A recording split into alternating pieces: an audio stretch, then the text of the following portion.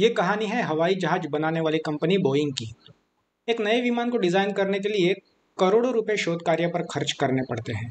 और इतने सारे पैसे दांव पर लगाने के बाद अगर प्रयोग सफल नहीं होता है या कोई विमान को खरीदता नहीं है तो भारी नुकसान हो सकता है।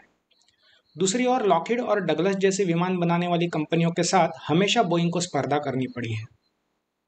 हर किसी की ग्राहक या तो निजी एयरलाइंस होती है जैसे कि डेल्टा, अमेरिकन एयरलाइंस या फिर मिलिट्री जो कि फाइटर जेट्स खरीदती है। अपने जोखिम को कम करने के लिए बोइंग जैसी कंपनियां पहले सरकारी ऑर्डर्स पर काम करती है और उसी इंजन का उपयोग फिर अन्य निजी एयरलाइंस के लिए करती है। इससे शोध की लागत कम होती है। बोइंग को कई झटके लगे। अक्सर बोइंग ने अपनी पूरी कंपनी दांव पर लगाई, लेकिन कभी हार नहीं मानी। बोइंग की सफलता का राज कंपनी के संस्थापक में है, विलियम एडवर्ड बोइंग, जो एक लकड़ी विक्रेता थे। विलियम बोइंग ने 1910 में दुआमिश नदी के तट पर एक नाव बनाने वाले कारखाने को खरीद लिया और वही कारखाना बोइंग के विमानों की पहली फैक्ट्री बनने वाली थी। 1915 में ग्लेन मार्टिन से विमान उड़ान सीखने के लिए विलियम बोइंग लॉस एंजलिस गए। उड़ान सीखने के बाद उन्होंने ग्लेन मार्टिन से फ्लाइंग बर्ड केज नामक समुद्री विमान खरीद लिया। विमान के हिस्सों को अलग अलग करके रेल से भेजा गया। विमान की जांच के दौरान क्रैश लैंड होने की वजह से विमान खराब हो गया। मार्टिन ने विलियम बोइंग को बताया कि खराब हुए पुर्जे आने के लिए कुछ महीनों का वक्त लगेगा। बोइंग ने सोचा इतनी अवधि में हम खुद का और इससे भी अच्छा प्लेन बना सकते हैं, और उन्होंने ये विचार अपने दोस्त जॉर्ज वेस्टवेल को बताया, जो कि एक अमेरिकी नौसेना में इंजीनियर थे।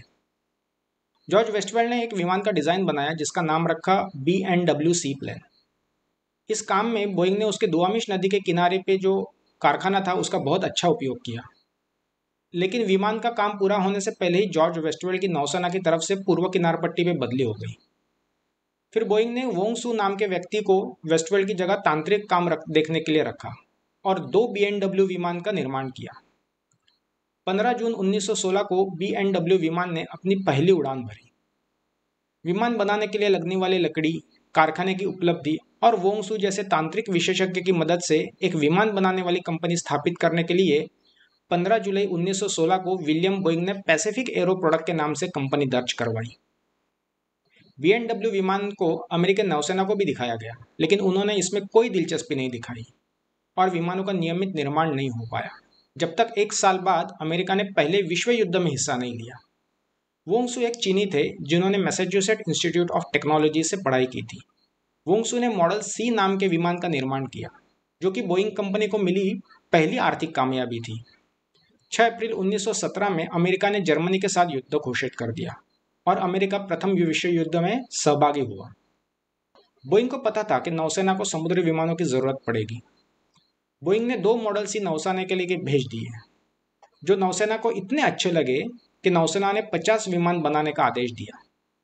कंपनी के सभी अधिकारियों ने मान लिया कि वोंगसू के मॉडल C के प्रयास के बिना ऐसी युद्धजन्य स्थिति में कंपनी का अस्तित्व खत्म हो जाता। 26 अप्रैल 1917 में बोइंग ने अपने कंपनी का नाम बदलकर बोइंग एयरप्लेन कंपनी रख दिया।